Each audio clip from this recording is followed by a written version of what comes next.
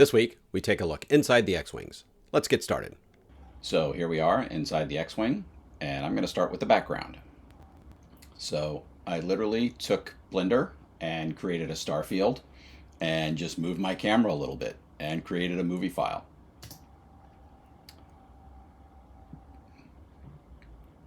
And there you go. This is just one little section of the movie file. Now if you look up over here, I repositioned this file and blew it up a little bit so that it would look different when I cut from one shot to the other. I will isolate the star's background here. So the backgrounds look different. It's the same movie file. On this one, I just moved it differently, blew it up differently. So when we cut from shot to shot, it's subtle and it's in the background and hopefully you're not looking at it. But if it didn't change, it would be jarring. So the next layer are the X-Wings. And you'll notice on some of these layers, they don't go all the way to the edge, or they go over the edge, because later I'm going to letterbox all of this, so I don't care about my top and bottom edges right now.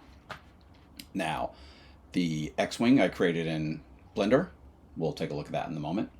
But for right now, some things I did here was I just made some stuff out of focus, just to de-emphasize the background a little bit and bring your eye towards my niece.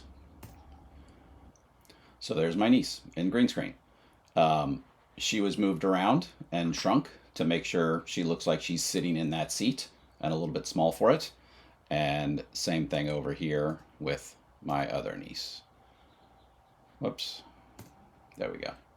And same thing. I softened the edges and the background a little bit of the X-Wing so that she looks angry there, so that the focus would be drawn to her face. Now, I do want to add, if I was to do this all over again, and knowing what I know now, I would not composite this in Final Cut. I would take and create my matte in Final Cut, and then I would go in and composite this in Blender. There's a wonderful tutorial by Phil Flock, and as you can see, he shows you how to take green screen footage and import it into Blender to add more effects to the footage itself, so you can have a more interactive foreground footage with your Blender background footage. It's a great tutorial. I highly recommend you check it out. Now let's go into Blender and I will show you how I made the inside of the X-Wings. So this is one of my two X-Wings. This is the X-Wing I used for the interior. I did that because it actually had an interior. I think it came with a little pilot in there, which I deleted.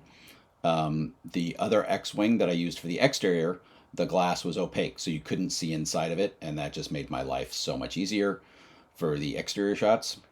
But this one, you could see through it, and that did not work for me. And at the time, I didn't know how to fix the glass. Maybe now I would know how. But at the time I didn't, so my workaround was I'll just buy two X-Wings. A little bit of money spent, but I had to live with it at the time because sometimes I get stuck on things and I just decide to throw money at the problem a little bit. Anyway, so here we are. This is the X-Wing. You'll notice I have a bunch of different cameras here because I use this X-Wing for multiple things. This is the close-up camera that we are looking at in this shot. I have a camera looking at the dashboard, which I will show you later. A reverse, which actually shows the dashboard and looking out the front window, which also will come up later. And I apparently made a camera wide shot which showed some of the dash, which I never used. So onto the camera close-up. Let's take a look at it. Now, this is how this one came. I can't remember if it came with an R2 unit. I think I probably added that myself, as I did the other X-Wing.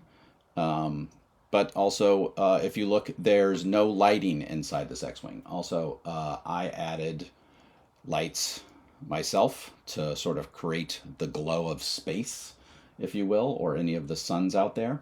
And then just to liven it up, I added all these panel lights. If I remember correctly, Star Wars only had white and red lights, like these in the back.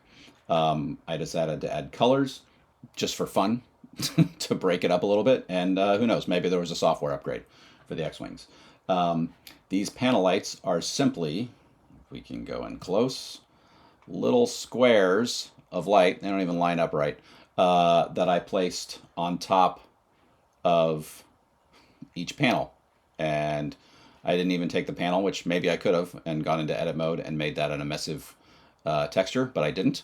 I just simply took some lights and dropped them on top. And I used Eevee for this project for the most part, because it rendered faster and made my life easier. At one point I used cycles, but I'll get to that later. So it's literally just an emissive little square added on each of these little things. Once I made one, I just duplicated it and created the different colors, and then changed the emissive texture, if you will, for each of them. But that is it. I just made a bunch of little squares and made them emissive. And that sort of added some life to this cockpit. Also, as you can see, I have no background. I made this whole thing into an alpha. I removed the background so I could import it easily into Final Cut. And because this winds up just being a still, I think I just exported a still because these lights don't blink or do anything. Another way to keep render times down and make my life easier. The student pilot that we'll meet later actually is a movie file because his lights are blinking because he has set off all sorts of alarms, but more on that later.